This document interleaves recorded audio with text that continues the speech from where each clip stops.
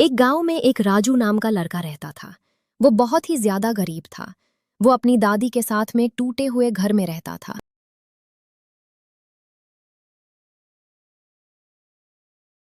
राजू से दादी बोलती है कि बेटा तुम्हें अब काम देखना चाहिए कि हमारे पास खाने के लिए कुछ भी अनाज नहीं बचा है। अब तुम्हें काम पर जाने चाहिए। दादी माँ, मैं रोज काम ढूंढने के लिए जाता हूँ, पर मुझे कोई भी काम नहीं देता है। अब मैं क्या करूँ? फिर अगले दिन राजू काम ढूंढने के लिए निकल जाता है। ताऊ जी, आप मुझे कुछ काम दे सकते हो क्या? मैं बहुत ही दूर से आया हूँ।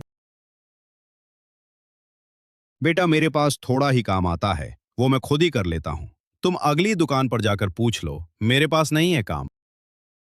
राजू आगे काम मांगने के लिए चला जाता है।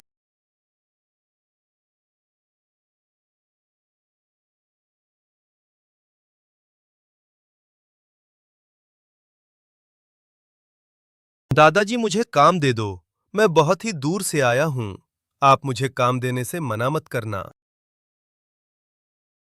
बेटा, मेरे पास भी काम नहीं है, नहीं तो मैं तुम्हें काम जरूर दे देता। तुम आगे किसी और से पूछ लो, मेरे पास काम नहीं है। इतना सुनकर राजू चल देता है।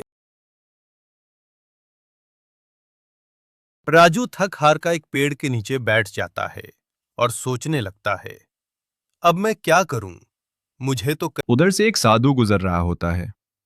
वो राजू को देखकर कहता है कि बेटा, क्या बात है, तू क्यों इतने परेशान हो रहे हो? बाबा जी, मेरे पास कोई भी काम नहीं है, मैं क्या करूं? और मेरे साथ में मेरी दादी भी रहती है।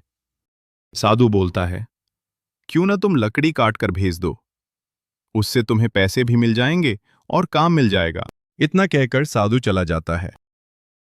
राजू जंगल में पहुंच जाता है और पेड़ ढूंढने लगता है। ये पेड़ अच्छा है, मैं इसे काटकर शहर भेज जाऊंगा, उससे मुझे ज्यादा पैसे मिल जाएंगे। फिर वो पेड़ काटने लगता है। वो पेड़ काटने ही लगता है कि तभी वहां पर चुड़ैल आ जाती है। चुड़ैल राजू से बोलता है, बेटा, इन पेड़ों को क्यों काट रहे हो? राजू बोलता है चुड़ैल से, चुड़ैल जी, मैं पेड़ों को काट रहा हूं, मैं और मेरी दादी, हम दोनों बहुत ही ज्यादा गरीब हैं, हमारे पास खाने तक के पैसे नहीं हैं। बेटा, मैं ये तुम्हारी मदद कर दूं? तुम पेड़ नहीं काटोगे क्या? ठीक है, मैं तुम्हारी मदद कर देता हूं। ये को जादू की छड़ी।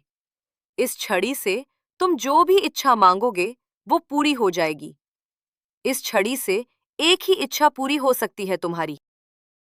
इतना कहकर चुड़ैल गायब हो जाती है और राजू अपने घर की तरफ भाग जाता है। राजू घर आकर अपनी दादी को सारी बात सुन देता है और अपनी दादी से बोलता है, दादी जी, मैं इस छड़ी से एक इच्छा क्या मांगू जिससे। दादी बोलती है राजू से, बेटा, तुम खुद सोच समझकर इच्छा मांगना जिससे हमारा गुजारा हो सकता है। राजू बोलता है कि दादी माँ, मैं इसे सोच समझकर ही इच्छा मांगूंगा, आप फिक्र ना करो। उसे हम एक बैलगाड़ी मांग लेते हैं जिस पर हम राजू सोच समझकर छड़ी से बैलगाड़ी ही मांग लेता है और सोचता है, इस बैलगाड़ी से मैं ज्यादा पैसे कमा लूंगा। फिर राजू बैलगाड़ी चलाने लगता है और फिर वो खुशी खुशी रहने लगते हैं।